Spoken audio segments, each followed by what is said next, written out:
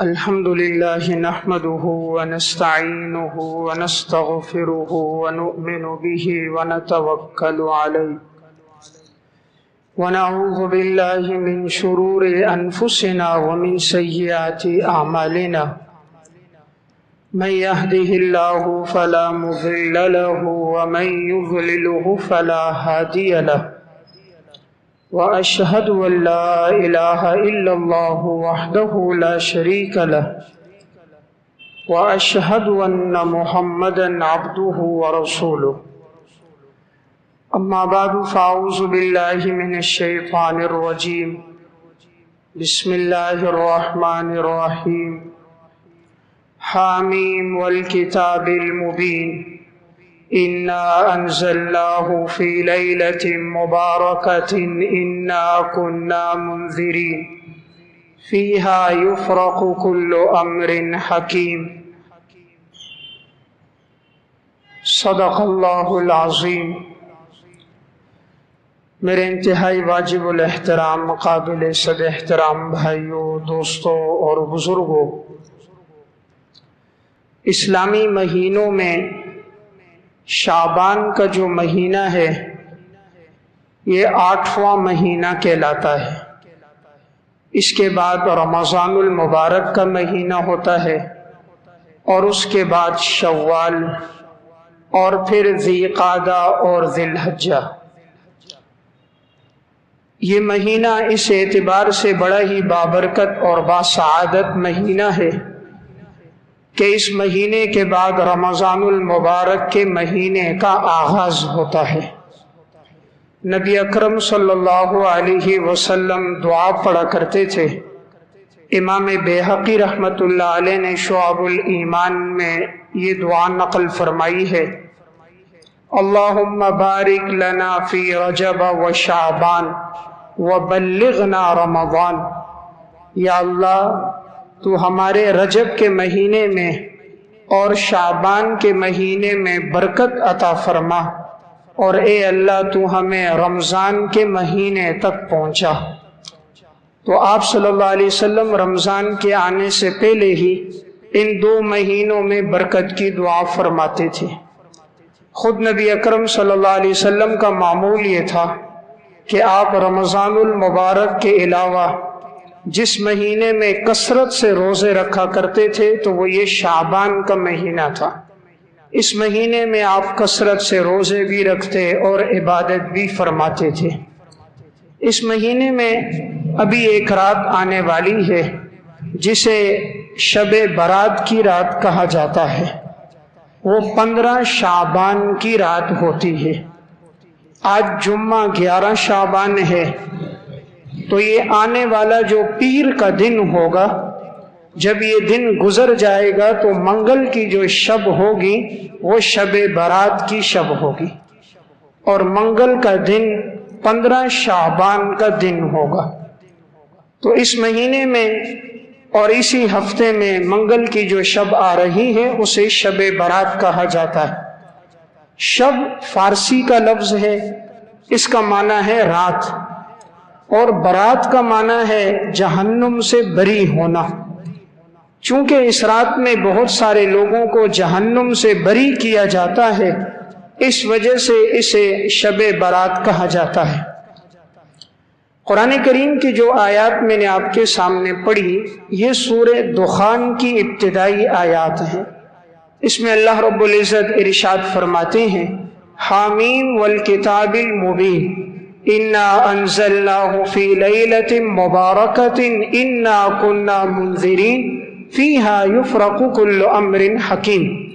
قسم ہے ہمیں روشن کتاب کی، یقیناً ہم نے قرآن کو نازل کیا ایک بابرکت رات میں، جس رات میں تمام حکمت والے کاموں کو تقسیم کیا جاتا ہے۔ تو اس بابرکت رات سے کیا مراد ہے؟ جمہور مفسرین کی رائے تو یہ ہے کہ اس سے مراد لیلۃ القدر ہے۔ لیلۃ القدر جو رمضان المبارک کے آخری عشرے کی طاق راتوں میں سے کوئی ایک رات ہے، 21، 23، 25، 27 یا 29، ان میں سے جو رات ہے لیلۃ القدر وہ مراد ہے۔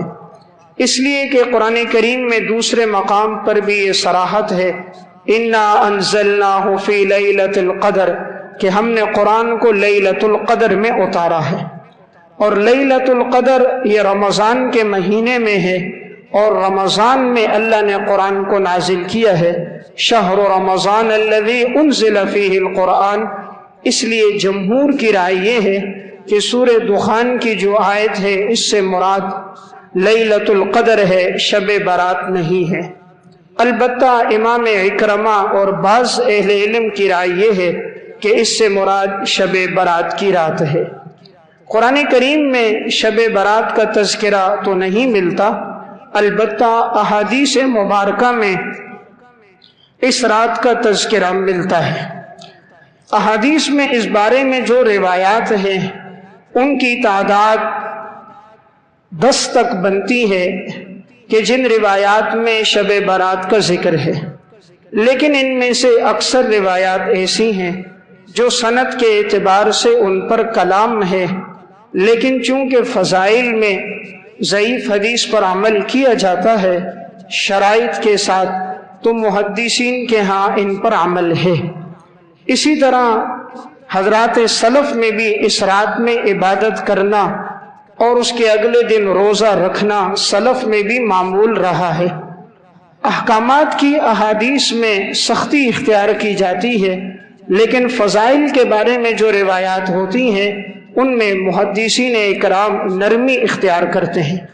تو اگرچہ ان روایات پر کلام ہے، لیکن تعدد طرق کی وجہ سے یہ روایات حسن لغیرہ کے درجے کو پہنچ جاتی ہیں، اس لیے ان سے استدلال کرنا اور اس رات میں عبادت کرنا یا اگلے دن روزہ رکھنا بہتر عمل ہے۔ اس بارے میں جو روایات ہیں وہ کن کن کتابوں میں ہیں؟ سنن ترمذی میں، سنن ابن ماجہ میں، اور امام بیہقی رحمۃ اللہ علیہ نے شعب الایمان میں اس بارے میں احادیث نقل کی ہیں۔ علامہ تبریزی رحمۃ اللہ علیہ نے مشکات المصابیح میں بھی روایات ذکر کی ہیں۔ ان روایات میں ایک روایت ہے ام المومنین حضرت عائشہ رضی اللہ تعالی عنہا سے۔ وہ فرماتی ہیں کہ ایک مرتبہ میں نے رسول اللہ صلی اللہ علیہ وسلم کو اپنے بستر پہ نہ پایا۔ جب یہ سو کر اٹھی تو حضور نہیں تھے، تو یہ سوچنے لگی حضور کہاں چلے گئے؟ تو فرماتی ہیں میں باہر نکلی، حضور کو تلاش کر رہی تھی، کرتے کرتے میں جب جنت البقیع قبرستان میں پہنچی تو وہاں آپ صلی اللہ علیہ وسلم موجود تھے۔ تو آپ صلی اللہ علیہ وسلم نے فرمایا کیا تم یہ سمجھتی ہو کہ اللہ اور اللہ کا رسول تمہارے ساتھ ناانصافی کریں گے؟ یعنی مطلب یہ تھا کہ ایسا نہیں ہے کہ میں تمہاری باری میں کسی اور کے پاس جاؤں گا، تمہاری باری تھی میں تمہارے پاس ہی تھا، لیکن چونکہ آج شب برات کی رات تھی تو حضور جنت البقیع قبرستان میں آئے۔ اس رات آپ صلی اللہ علیہ وسلم نے ان کے لیے دعا فرمائی۔ تو اس سے معلوم ہوتا ہے کہ اس رات حضور قبرستان گئے ہیں، لیکن یہ 23 سال کے دور میں صرف ایک مرتبہ کا واقعہ ہے۔ پورے 23 سالہ دور میں نبی اکرم صلی اللہ علیہ وسلم شب برات میں صرف ایک مرتبہ قبرستان گئے ہیں۔ اس لیے اگر کوئی زندگی میں ایک دفعہ اس رات میں قبرستان جاتا ہے تو کوئی حرج کی بات نہیں، لیکن اس کو لازم نہ سمجھا جائے اور نہ جانے والے پر نکیر نہ کی جائے اور اس کو فرض اور واجب کا درجہ نہ دیا جائے۔ آپ صلی اللہ علیہ وسلم پورے 23 سالہ دور نبوت میں ایک دفعہ اس رات میں قبرستان گئے ہیں، اس لیے اگر کوئی جانا چاہے تو وہ جا سکتا ہے۔ لیکن بعض لوگ قبرستان اس رات میں جا کر قبروں پہ دیا جلاتے ہیں، چراغ جلاتے ہیں، اس سے بچنا چاہیے، شریعت میں اس کی گنجائش نہیں۔ اسلام نے یہ حکم دیا ہے کہ انسان اگر قبرستان جائے تو مقصد اپنی آخرت کو یاد رکھے کہ یہ لوگ ہماری طرح انسان تھے، دنیا سے چلے گئے اور میں نے بھی ایک دن دنیا سے جانا ہے اور اپنے اعمال کا میں نے حساب و کتاب دینا ہے، تو وہاں جا کر ان بدعات سے بچنا چاہیے۔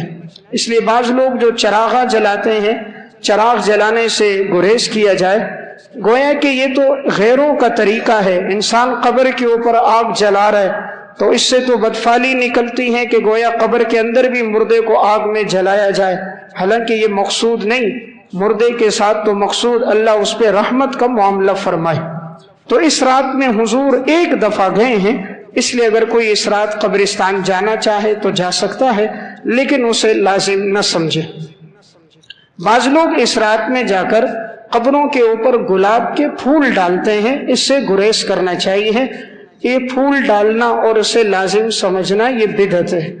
آپ صلی اللہ علیہ وسلم کا پورے دور نبوت 23 سال کا ہے، آپ نے کبھی بھی کسی کی قبر پہ گلاب کے پھول نہیں ڈالے، نہ ہی آپ نے امت کو اس کا حکم دیا، نہ ہی حضرات صحابہ اور سلف میں اس کا رواج رہا۔ آپ صلی اللہ علیہ وسلم کے پورے دور میں ایک مثال ایسی ملتی ہے، صحیح بخاری اور مسلم کی روایت ہے کہ رسول اللہ صلی اللہ علیہ وسلم 2 قبروں کے پاس سے گزرے۔ آپ نے فرمایا ان دونوں قبر والوں کو عذاب ہو رہا ہے، اور کسی بڑے گناہ کی وجہ سے نہیں، یعنی عموماً تم اس کو چھوٹا گناہ سمجھتے ہو، لیکن ان کی وجہ سے ان دونوں کو عذاب ہو رہا ہے۔ آپ نے فرمایا ان میں ایک قبر والا وہ ہے احدہما یمشی بالنمیمہ، ایک وہ ہے جو چغل خوری کرتا تھا، اور دوسرا وہ تھا لا یستنزہ من البول، جو پیشاب کی چھینٹوں سے نہیں بچتا تھا۔ تو آپ نے فرمایا اس وجہ سے ان دونوں کو قبر میں عذاب ہو رہا ہے۔ تو رسول اللہ صلی اللہ علیہ وسلم نے کھجور کی ایک ٹہنی لے کر آپ نے اس کے 2 ٹکڑے فرمائے، اور آپ نے ان دونوں شاخوں کو قبر پہ گاڑ دیا، اور آپ نے فرمایا امید ہے کہ اللہ رب العزت جب تک یہ ٹہنیاں تر و تازہ رہیں گی تو اللہ قبر والوں کے عذاب میں تخفیف فرمائے گا۔ تو یہ پورے دور نبوت میں ایک واقعہ ہے۔ تو دیکھیں حضور نے یہاں کھجور کی ٹہنی گاڑی ہے، پھول نہیں ڈالے۔ اس لیے بعض لوگ جو یہ استدلال کر لیتے ہیں حضور نے پھول ڈالے ہیں، یہ بات غلط ہے۔ حضور نے کھجور کی ٹہنی گاڑی ہے۔ پھر نمبر 2، آپ صلی اللہ علیہ وسلم کو تو وحی سے پتہ چلا تھا کہ اس قبر والوں پہ عذاب ہو رہا ہے، وحی کا سلسلہ تو ختم ہو چکا، مجھے اور آپ کو نہیں پتا کون قبر والا عذاب میں ہے کون راحت میں ہے۔ تیسری چیز، حضور نے ٹہنی اس پہ گاڑی جو معذبین جن پہ عذاب ہو رہا تھا۔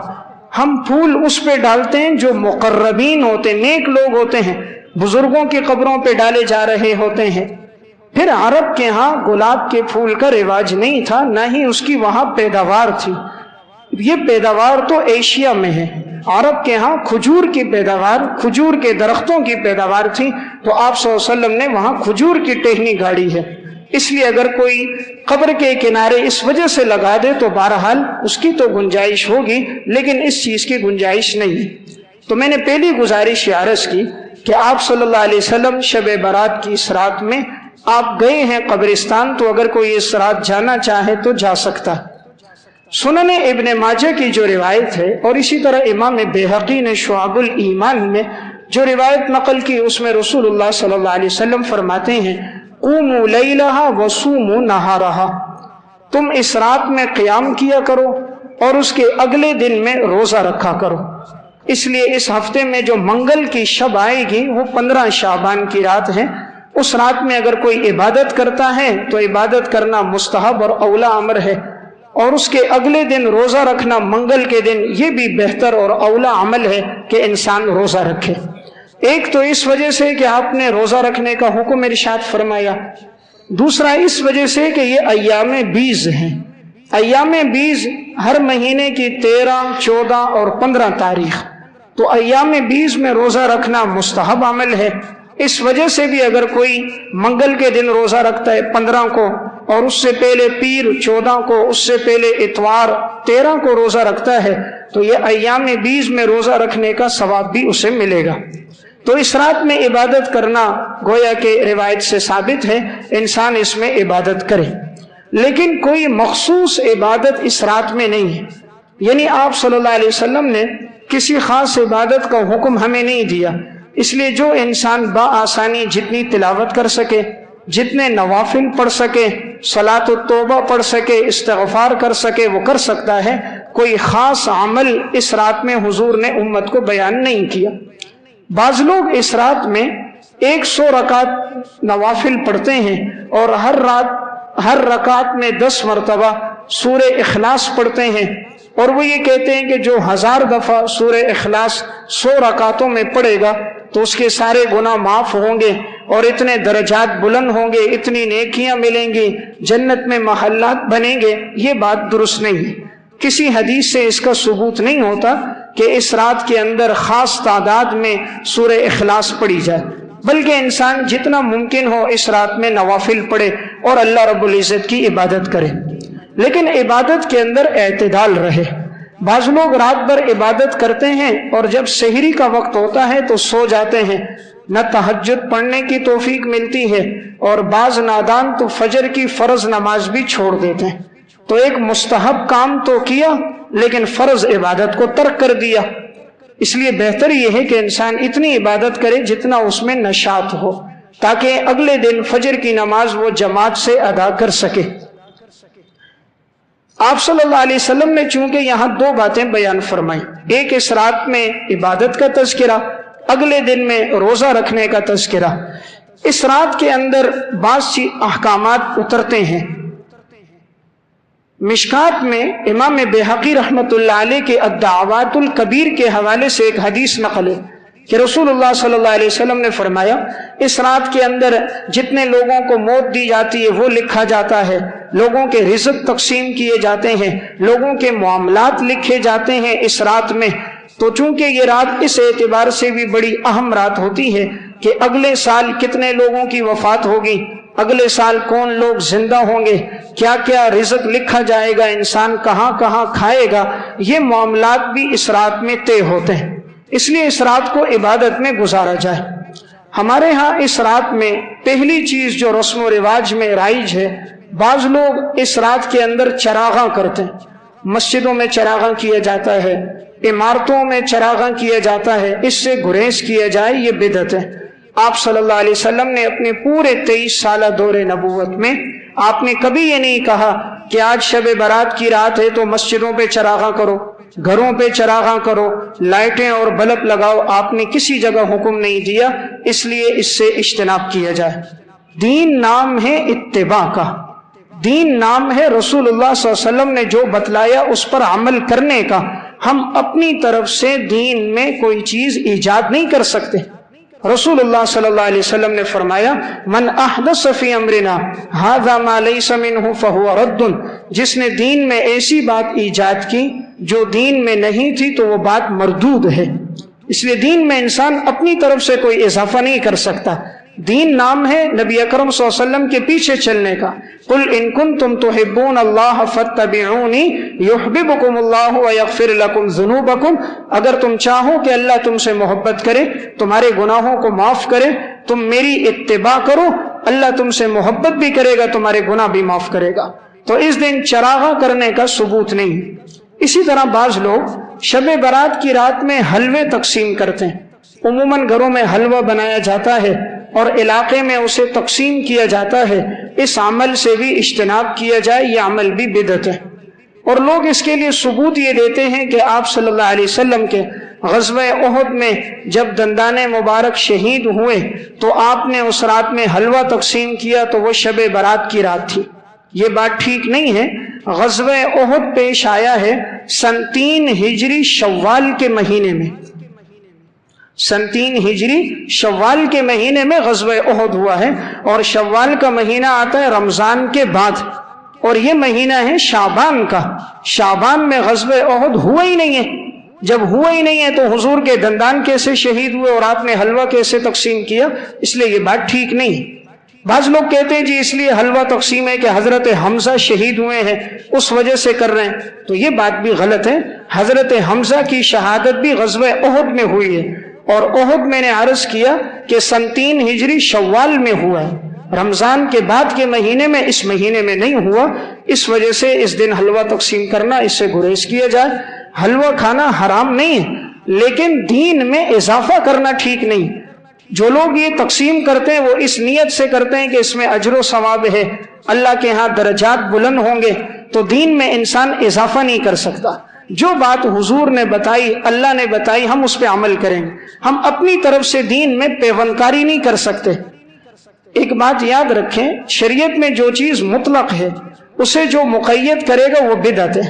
عام کو خاص کرنا، خاص کو عام کرنا بدعت ہوتا ہے۔ مثلاً اب بیت اللہ کا طواف خاص ہے، شریعت نے حکم دیا ہے بیت اللہ کا طواف کرو، اب یہ بیت اللہ کے ساتھ خانہ کعبہ کے ساتھ خاص ہے۔ اب کوئی آئے اس مسجد کا طواف شروع کر دے، بولے بھائی کیوں کر رہا ہے؟ کہا جی بیت اللہ کا معنی اللہ کا گھر، اور یہ بھی تو مسجد خدا کا گھر ہے، تو جب اس کا طواف ہے تو میں اس کا بھی طواف کروں گا، تو یہ کام بدعت ہوگا، اس لیے کہ وہ طواف اس کے ساتھ خاص ہے، بیت اللہ کے ساتھ، اس کے علاوہ کسی گھر کا طواف نہیں۔ تو خاص کو عام کرنا بھی بدعت ہے۔ اسی طرح جو چیز عام ہو اس کو خاص کرنا بھی بدعت ہے۔ شریعت نے کہا تم ایصال ثواب کرو مردوں کے لیے جب چاہو، 30ویں دن ہو، 10ویں دن ہو، 11ویں دن ہو، 39ویں دن ہو، لیکن اب اگر کوئی خاص کرتا ہے کہ ہم مردوں کو ایصال ثواب صرف 30ویں میں کریں گے، صرف 40ویں میں کریں گے، پورے 1 سال کے بعد کریں گے، تو یہ عام کو خاص کرنا بدعت ہے۔ جب شریعت نے اس کو عام رکھا ہے کہ تم جس دن چاہو کرو، ہر دن اللہ کی طرف سے ہے، ہر دن کو میرے رب نے پیدا کیا، اور رب نے اس کی تخصیص نہیں کی، آپ کے پیغمبر نے تخصیص نہیں کی، اس لیے ایصال ثواب ہر دن ہو سکتا ہے۔ اسی طرح اگر کوئی اللہ کے نام پہ بریانی یا حلوہ تقسیم کرے، وہ ہر دن کر سکتا ہے، اس کے لیے شب برات کا انتظار کرنا اور اس رات میں ہی تقسیم کرنا یہ ٹھیک نہیں ہے۔ ہمیں رسم و رواج پہ نہیں چلنا، ہمیں اللہ اور اللہ کے رسول کے طریقے پہ چلنا۔ ہم نے دیکھنا ہے کہ پیغمبر صلی اللہ علیہ وسلم نے ہمیں کیا تعلیمات دی۔ اسی طرح بعض لوگ اس رات میں پٹاخے ہیں اور اس رات کے اندر آتش بازی کرتے ہیں، ہزاروں روپے اس میں ضائع ہو جاتے ہیں، اس سے بھی بچا جائے، اس لیے کہ اس میں ایذائے مسلم ہے۔ ایک تو انسان کے مال کا ضیاع ہے کہ ہزاروں روپے اس میں ضائع کر رہا ہے جس کا ثواب کوئی نہیں، اور الٹا مسلمان کو تکلیف دینا ایک گناہ کا کام ہے۔ کتنے بچے گھروں میں سوئے ہوتے ہیں، بچوں کو تکلیف ہوتی ہے، بوڑھوں کو ہوتی ہے، بیماروں کو تکلیف ہوتی ہے، شریعت مسلمان کو تکلیف دینے کی اجازت نہیں دیتی۔ فقہاء کرام نے مسئلہ لکھا ہے، حجر اسود کا بوسہ دینا مسنون عمل ہے، آپ صلی اللہ علیہ وسلم نے بوسہ دیا، اور یہ وہ پتھر ہے جو جنت سے آیا ہے اور جس کو چھونے سے گناہ معاف ہوتے ہیں، اور نبی اکرم صلی اللہ علیہ وسلم نے اپنے ہاتھوں سے بیت اللہ میں نصب کیا۔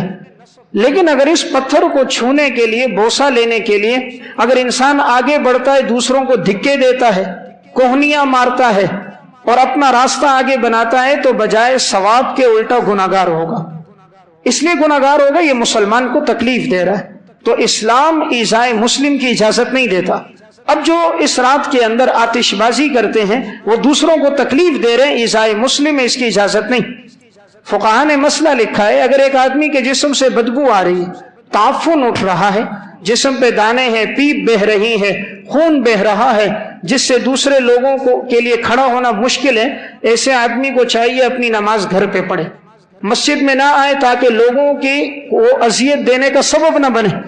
تو اس سے معلوم ہوتا ہے ایذائے مسلم جائز نہیں ہے۔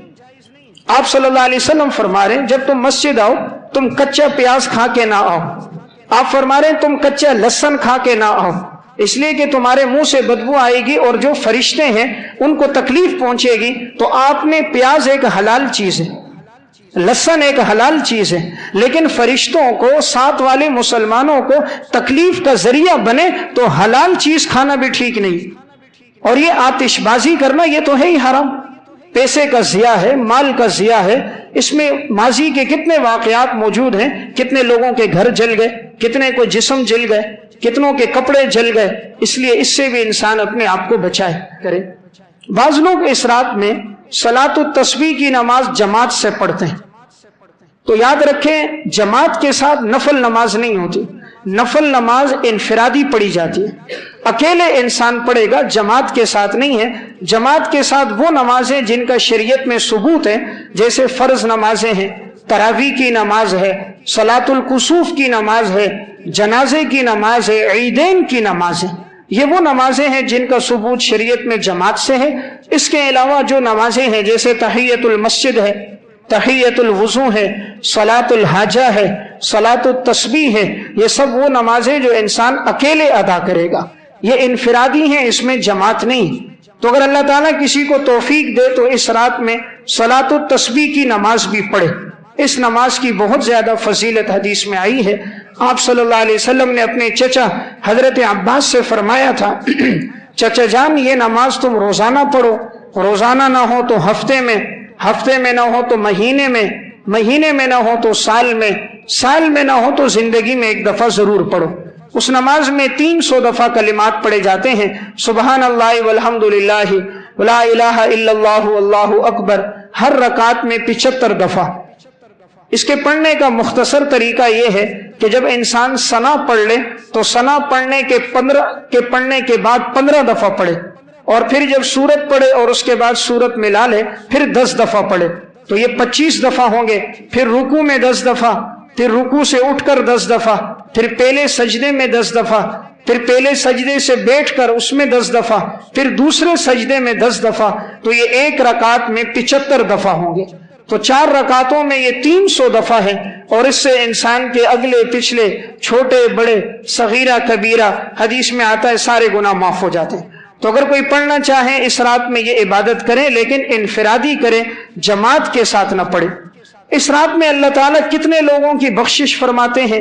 سنن ترمذی کی روایت ہے، ام المومنین حضرت عائشہ رضی اللہ تعالی عنہا سے فرمایا کہ رسول اللہ صلی اللہ علیہ وسلم نے فرمایا اللہ تعالیٰ اتنے لوگوں کو اس رات جہنم سے بری کرتے ہیں جتنا قبیلہ بنو کلب کی بکریوں کے جسم پہ بال ہیں۔ عرب میں جس قبیلے کے پاس سب سے زیادہ بکریاں تھیں وہ بنو کلب کا قبیلہ تھا، ان کے ہاں بکریاں سب سے زیادہ تھیں، اور اب ہر بکری کے صرف ایک بکری انسان لے لے اور اس کے جسم کے بال گننا شروع کر دے تو کتنے بال ہوں گے؟ اور جب قبیلے کے سب سے بڑا قبیلہ جس کے ہاں بکریاں ہوں، پھر بکریوں کی تعداد نہیں بالوں کی تعداد، یہ گننا کس قدر مشکل ہے۔ تو آپ نے فرمایا جتنا قبیلے بنو کلب کی بکریوں کے جسم پہ بال ہیں اتنا اللہ تعالیٰ اس رات میں لوگوں کو جہنم سے بری کرتا ہے، اور یہ روایت شعب الایمان بہقی میں بھی ہے۔ تو اس لیے یہ رات جہنم سے بری ہونے کی رات ہے، جتنا ممکن ہو سکتا ہے انسان اس رات میں عبادت کر دے، ممکن ہو تو اگلے دن روزہ رکھ لے، تلاوت میں اپنا وقت گزار دے۔ بعض لوگ اس رات میں مسجدوں میں جمع تو ہوتے ہیں لیکن عبادت کم ہوتی ہے، گپ شپ زیادہ ہوتی ہے۔ بعض جمع ہوتے ہیں، سیلفیاں بناتے ہیں، دائیں بائیں گھومتے ہیں، وقت ضائع کرتے ہیں، اور صبح جب سحری کا وقت ہوتا ہے تو سو جاتے ہیں۔ نفل عبادت میں اصل یہ کہ وہ گھر میں ادا کی جائے، نوافل کو اصل گھر میں انسان پڑھے۔ فرض نماز کے لیے جماعت کا حکم ہے، تو اس رات میں جتنی عبادت کرنی ہے گھر میں کی جائے۔ حدیث میں بھی آتا ہے اپنے گھروں کو قبرستان نہ بناؤ، یعنی گھروں کے اندر عبادت کا حصہ رکھا جائے، گھر میں انسان کرے تاکہ بیوی بچے بھی دیکھ کر وہ بھی عبادت کو اپنانا شروع کریں۔ بڑے افسوس کی بات ہے ہمارے گھر میں ہر قسم کا روم ہوگا، ڈرائنگ روم الگ ہوگا، کھانے کے لیے روم الگ ہوگا، ٹیلی ویژن کے لیے روم الگ ہوگا، مہمانوں کے لیے الگ کمرہ ہوگا، عبادت کے لیے کوئی کمرہ ہمارے گھروں میں نہیں ہوتا۔ 240 گز کا مکان ہوگا، 480 گز کا ہوگا، ہر چیز کے لیے کمرہ بنایا، ٹیلی ویژن دیکھنے کی جگہ یہ، کھانے کی جگہ یہ، لیکن اس مسلمان نے اپنے گھر میں خدا کی عبادت کے لیے کمرہ کوئی نہیں بنایا۔ دیہاتوں میں آپ چلے جاؤ، چھوٹی سی جگہ ہوتی ہے لیکن ہر گھر میں عبادت کی جگہ سب سے پہلے بنائی جاتی ہے کہ یہ ہماری مسجد کی جگہ ہے، یہ عبادت کی جگہ ہے۔ اب میں سفر پہ گیا، مختلف علاقوں میں گیا، 4 سدہ میں، شب قدر، مردان، بنیر، تو بعض ساتھی کھانے کے لیے اصرار کرتے، تو جب جانا ہوتا پتہ چلتا جی یہ جو جگہ یہ ہماری عبادت کی جگہ ہے۔ الحمدللہ اس میں انہوں نے صفیں بچھائی ہوتی، قرآن پڑھے ہوئے ہوتے، تسبیحات رکھی ہوئی ہوتی، بچے بھی وہاں عبادت کرتے، عورتیں بھی عبادت کرتی۔ تو جب گھروں میں ایسی جگہ ہوگی تو عبادت کا شوق بھی پیدا ہوگا، اور جب ٹیلی ویژن 22 انچ کا لگا ہوگا کمرے میں تو پھر بچے وہی دیکھیں گے۔ تو بہرحال اس رات میں بہتر یہ کہ جتنا ممکن ہو انسان عبادت کرے۔ اب اس رات میں سب کی مغفرت ہے لیکن بعض لوگ ایسے ہیں جن کی مغفرت نہیں۔ حدیث میں چند لوگوں کا تذکرہ آیا، اب وہ کون لوگ ہیں کہ جن کی اس بخشش والی رات میں بھی مغفرت نہیں ہوگی؟ ان میں سب سے پہلا انسان وہ ہوگا جو قاتل نفس ہے، کسی انسان کو ناحق قتل کرنے والا ہے۔ تو جو کسی انسان کو ناحق قتل کرے گا اس رات میں اس کی مغفرت نہیں ہوگی۔ ناحق قتل کرنا بہت بڑا گناہ ہے۔ قرآن کریم میں وَمَن يَقْتُلْ مُؤْمِنًا مُتَعَمِّدًا فَجَزَاؤُهُ جَهَنَّمُ خَالِدًا فِيهَا غَضِبَ اللَّهُ عَلَيْهِ وَلَعَنَهُ وَأَعَدَّ لَهُ عَذَابًا عَظِيمًا۔ جو کسی کو ناحق قتل کرے مسلمان کو، اس پہ اللہ کا غضب ہے، اللہ کی لعنت ہے، وہ جہنم میں رہے گا اور ہمیشہ کے لیے رہے گا۔ تو پہلا انسان ہے قاتل۔ دوسرا آدمی جس کی بخشش نہیں ہوتی وہ ہے مشاہن۔ مشاہن کہتے ہیں اپنے دل میں کسی مسلمان کے لیے کینہ اور نفرت رکھنا. تو اگر کوئی آدمی اپنے دل میں کسی مسلمان کے لیے بغض رکھتا ہے، نفرت رکھتا ہے، تو اس رات میں اس کے لیے مغفرت نہیں. اس لیے انسان کوشش کرے